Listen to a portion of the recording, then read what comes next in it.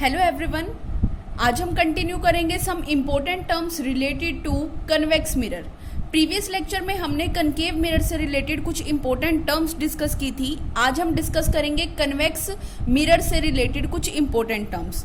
तो देखो यहाँ पे मैंने ये ड्रॉ किया कन्वेक्स मिरर। कन्वेक्स मिरर कौन सा होता है? जिसकी इनर सरफेस कैसी हो, पॉलिश हो, और आउटर सरफेस कैसी हो, रिफ्लेक्टिंग सरफेस हो। तो ऐसे मिरर को हम क्या बोलते हैं? कन्वेक्स मिरर बोलते हैं। अब देखो, हमें पता है कि ये जो मिरर होगा ये किसी एक होलोस्फीयर का पार्ट होगा।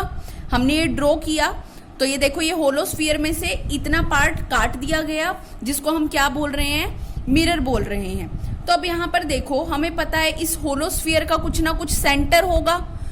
उस सेंटर को हम नाम देते हैं सी, और इसी सेंटर को हम क्या बोलते हैं? इसी पॉइंट को हम बोलते हैं सेंटर ऑफ कर्वेचर, जिसको हम सी से डिनोट करते हैं। मींस मिरर जिस स्फीयर का पार्ट है उस स्फीयर का जो भी सेंटर होगा उस सेंटर को हम बोलते हैं सेंटर ऑफ कर्वेचर। नेक्स्ट देखो, अब ये जो डार्क लाइन है ए से लेके बी पॉइंट तक, ये वाली जो डार्क लाइन है ये रिप्रेजेंट कर रही है किसको? कन्वेक्स मिरर को रिप्रेजेंट कर रही है। अब इस मिरर का मिड पॉइंट क्या कहलाता है? मिरर का मिड पॉइंट होता है पोल। इसको हम रिप्रेजेंट करते हैं किससे? पी से रिप्रेजेंट किया जाता है। अब देखो, पोल और सेंटर ऑफ कर्वेचर को ज्वाइन करने वाली लाइन को हम क्या बोलते हैं? ज्वाइन करने वाली लाइन को हम बोलते हैं प्रिंसिपल एक्सिस। और प्रिंसिपल एक्सिस को हम कितना भी एक्सटेंड कर सकते हैं दोनों साइड से। नेक्स्ट टर्म हमारे पास आ जाती है radius of curvature. Radius of curvature क्या होता है? सेंटर से सरफेस तक के डिस्टेंस को। अब ये डिस्टेंस भी क्या होगा? आर होगा, जिसको हम क्या कहेंगे? Radius of curvature. इसी तरीके से यहाँ सेंटर से अगर आप पोल तक के डिस्टेंस को मेजर करोगे, ये भी किसको रिप्रेजेंट करेगा? ये भी रिप्रेजेंट करेगा रेडियस ऑफ कर्वेचर को। तो देखो, पोल से सेंटर तक के बीच के डिस्टेंस को हम बोलते हैं रेडियस ऑफ कर्वेचर। नेक्स्ट हमारे पास आता है फिफ्थ पॉइंट, फोकस। फोकस क्या होता है? फोकस होता है पोल और सेंटर ऑफ कर्वेचर के बीच के डिस्टेंस को दो इक्वल पार्ट में डिवाइड करने वाले पॉइंट को बोला जाता है फोकस। इसको हम किससे डिनोट करते हैं? कैपिटल एफ से डिनोट करते हैं। एक बार सारी टर्म्स को दोबारा रिपीट करती हूँ। ये जो मिरर है, अगर मैं इसको कंप्लीट करके देखूं तो हमें लगता है कि ये एक होलोस्फीयर का पार्ट है। तो अब देखो, स्फीयर का कुछ ना कुछ सेंटर होगा जिसको हम कहते हैं सेंटर ऑफ कर्वेचर।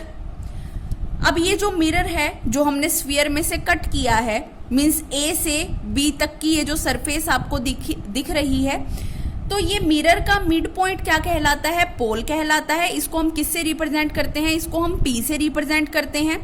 उसके बाद हम डिस्कस करते हैं प्रिंसिपल एक्सिस। प्रिंसिपल एक्सिस क्या होती है? पोल से सेंटर को ज्वाइन करने वाली स्ट्रेट लाइन, जिसको हम कितना भी एक्सटेंड कर सकते हैं। ऐसी स्ट्रेट लाइन को हम क्या बोलते हैं? प्रिंसिपल एक्सिस बोलते हैं। नेक्स्ट अब हम डिस्कस करेंगे radius of curvature. Radius of curvature क्या होता है? पोल से सेंटर तक के बीच का डिस्टेंस, क्योंकि रेडियस क्या होता है?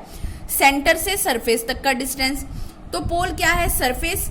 तो देखो, सेंटर से पोल तक के बीच के डिस्टेंस को हम क्या बोल रहे हैं? रेडियस ऑफ कर्वेचर बोल रहे हैं। नेक्स्ट हमारे पास पॉइंट आता है फोकस। फोकस क्या होता है? पोल और सेंटर ऑफ कर्वेचर के बीच के डिस्टेंस को दो इक्वल पार्ट में डिवाइड करने वाला पॉइंट, या फिर कह सकते हो पोल और सेंटर ऑफ कर्वेचर का मिड पॉइंट क्या कहलाता है? फोकस कहलाता है। और इसको हम किससे रिप्रेजेंट करते हैं? कैपिटल एफ से रिप्रेजेंट करते हैं। नेक्स्ट अब हमारे पास टर्म आ जाती है rules for constructing image formed by concave mirror. अब सबसे पहले हम कनकेव मिरर को डिस्कस करके चल रहे हैं, तो यहाँ पर अब हम रूल डिस्कस करेंगे कि इमेज फॉर्मेशन में हमें कौन कौन से रूल्स अप्लाई करने पड़ते हैं। तो देखो, फर्स्ट रूल क्या होता है? सबसे पहले यहाँ पे मैंने कनकेव मिरर को ड्रॉ किया। कनकेव मिरर कौन सा होता है? जिसकी इनर सरफेस कैसी हो? रिफ्लेक्टिंग सरफेस हो, और आउटर सरफेस कैसी हो? पॉलिश्ड हो। ये जो ओब्लिक लाइंस होती हैं ये किसको रिप्रेजेंट करती हैं? ये पॉलिश्ड सरफेस को रिप्रेजेंट करती हैं। अब देखो, यहाँ पर हमने ये पॉइंट जो होगा, ये जो मिरर का मिड पॉइंट है, इसको हम बोलते हैं पोल। अब देखो, ये जो लाइन है ये प्रिंसिपल एक्सिस है, ये पॉइंट सेंटर ऑफ कर्वेचर होगा, ये पॉइंट होगा फोकस। तो अब कोई अगर लाइन प्रिंसिपल एक्सिस के पैरेलल आती है तो मिरर से टकराने के बाद आफ्टर रिफ्लेक्शन वो हमेशा फोकस से पास होती हुई जाएगी। तो देखो रूल नंबर फर्स्ट क्या है, a ray of light incident parallel to the principal axis after reflection passes through the principal focus. अगर कोई भी लाइन, ये प्रिंसिपल एक्सिस थी, ये कोई लाइट रे आई प्रिंसिपल एक्सिस के पैरेलल, जैसे ही आके मिरर से टकराएगी, मिरर से टकराने के बाद जो रिफ्लेक्ट बैक होगी वो कहां से रिफ्लेक्ट बैक होकर जाएगी, फोकस से पास होती हुई जाएगी। तो a ray of light incident parallel to the principal axis after reflection passes through the principal focus.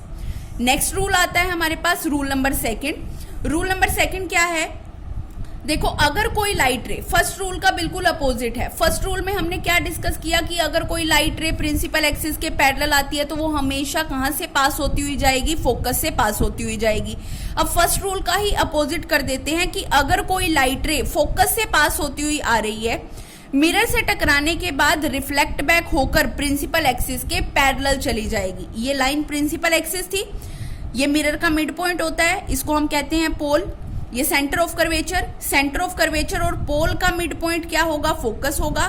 Second rule के अकॉर्डिंग अगर कोई लाइट रे फोकस से पास करती हुई आ रही है तो आफ्टर रिफ्लेक्शन वो हमेशा प्रिंसिपल एक्सिस के पैरेलल चली जाएगी। तो देखो, an incident ray of light which passes through principal focus after reflection becomes parallel to the principal axis. Next है हमारे पास रूल नंबर थर्ड कि अगर कोई लाइट रे सेंटर ऑफ कर्वेचर से पास होती हुई आती है तो जैसे आएगी वैसे की वैसे वापस चली जाएगी। इट मीन्स रीट्रेस करेगी अपने पाथ को। तो देखो ये हमने मिरर लिया, कनकेव मिरर, इसकी आउटर साइड क्या है, पॉलिश्ड है, और इनर सरफेस क्या है, रिफ्लेक्टिंग सरफेस है। मिरर का मिड पॉइंट होता है पोल। ये किसी स्फीयर का पार्ट होगा, उस स्फीयर का कुछ ना कुछ सेंटर होगा जिसको हमने नाम दे दिया सेंटर ऑफ कर्वेचर। अब हमें पता है सेंटर ऑफ कर्वेचर और पोल, इन दोनों के बीच के डिस्टेंस को इक्वल पार्ट में डिवाइड करने वाला पॉइंट क्या होता है, फोकस होता है।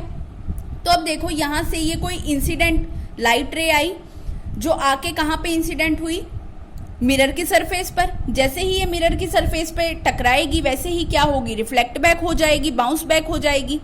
तो जैसे ही अगर कोई लाइट रे सेंटर ऑफ कर्वेचर से पास होती हुई आती है तो वो जैसे आएगी वैसे की वैसे वापस रिफ्लेक्ट बैक हो जाएगी।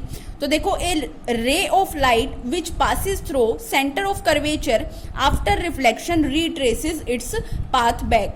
अब देखो आज के हमने इस लेक्चर में हमने डिस्कस किए 3 रूल। फर्स्ट रूल था हमारे पास क्या, कि अगर कोई लाइट रे प्रिंसिपल एक्सिस के पैरेलल आती है, आके मिरर पे टकराती है, आफ्टर रिफ्लेक्शन वो हमेशा कहां से पास होती हुई जाएगी, फोकस से पास होती हुई जाएगी। सेकंड रूल में हमने इसी का अपोजिट डिस्कस किया।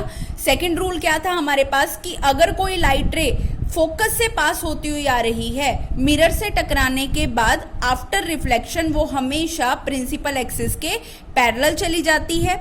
थर्ड रूल और लास्ट रूल हमने डिस्कस किया कि अगर कोई लाइट रे सेंटर ऑफ कर्वेचर से पास होती हुई आ रही है तो वो जैसे आएगी वैसे की वैसे वापस रिफ्लेक्ट बैक हो जाएगी, रीट्रेस करेगी अपने पाथ को।